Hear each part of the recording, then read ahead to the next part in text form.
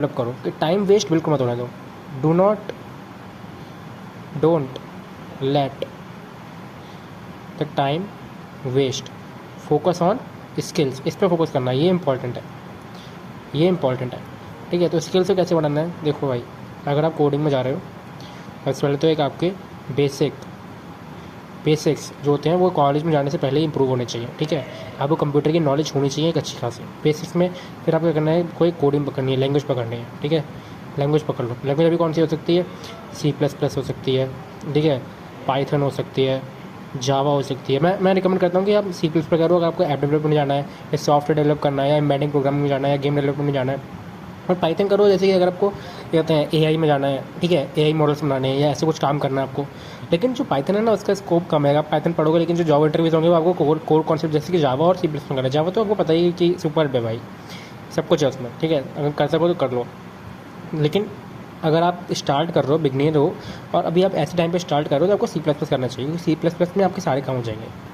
और ये एक लो लेवल प्रोग्रामिंग होती है, तो आप इससे मेमोरी कर सकते हो। फिर आपका आता है वेब डेवलपमेंट। देखो दोस्त, वेब डेवलपमेंट क्या है? वेब डेवलपमेंट समझ लो अब एक बच्चों वाली चीज़ हो चुकी है, हर कोई कर सकता है। तो ये आपको एक साइड स्किल की तरह रखना है। इसको आप अगर इस पर ध्यान दे रहे हो, इस पर आपका मेन फोकस होगा, ये आपका मेन हो गया। और इसमें आपको कहना है वेब डेवलपमेंट में आपको साइड फोकस देना है, तो आप इसमें कर सकते हो, मर्न कर सकते हो। ठीक है, सबसे पहले तो आपको HTML आनी चाहिए, ये आपका फर्स्ट है। ठीक है, ये नहीं, ये आपका फर्स्ट है। ठीक है, फिर आपको आना चाहिए CSS आना चाहिए, ये आपका सेकंड है। फिर आपको जावा आनी चाहिए, ये आपका थर्ड है। ठीक है, फिर आपको क्या करना चाहिए? फ्रेमवर्क्स आने चाहिए। ठीक है, उसमें आपको रिएक्ट आना चाहिए, ठीक है, नोड आना चाहिए। फिर एक डेटाबेस आना चाहिए, डेटाबेस में आपका आ सकता है MongoDB हो सकता है, मोंगो हो गया, फिर आपका SQL हो गया। तो ये सब आपको आने चाहिए। ठीक है, ये सब आपको आना चाहिए कोडिंग के साथ। कोडिंग तो आपको करना ही है। कोडिंग में क्या होता है? कोडिंग में देखो दोस्त, कोडिंग होती है तो इसमें होता है आपका फ्रंट एंड, जो आप उससे बनाते हो।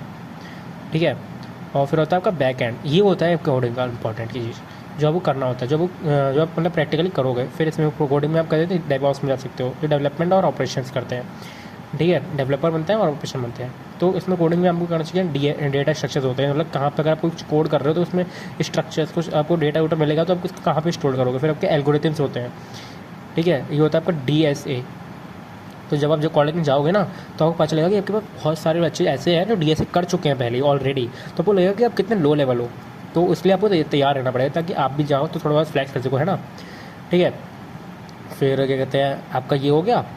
और DSA तो होता ही होता है। फिर क्या कहते हैं, इसमें आपको प्रोजेक्ट्स आने चाहिए। जब आप कोडिंग सीख जाओगे तो क्या ज़रूरी है भाई, दिखाने के लिए कैसे पता चलेगा प्रोजेक्ट्स। फिर ठीक है, और अगर आप एक कोडर बन रहे हो, तो देखो कोडर के लिए मेन चीज़ क्या होती है? लीड कोड एक प्रोग्रामिंग प्लेटफॉर्म है, जहाँ पे आप प्रोग्राम लिख के सॉल्व कर सकते हो। तो वो आपका होना चाहिए। ठीक है, और फिर आपका क्या है, गिटहब पे क्या होता है ना कि आप इसको रिज्यूमे में लगा सकते हो, इससे क्या होगा, जो आपके इंटरव्यूज होंगे ना, वो इसको चेक करेंगे, जिससे आपका उनको आपका वर्क के बारे में पता चलेगा।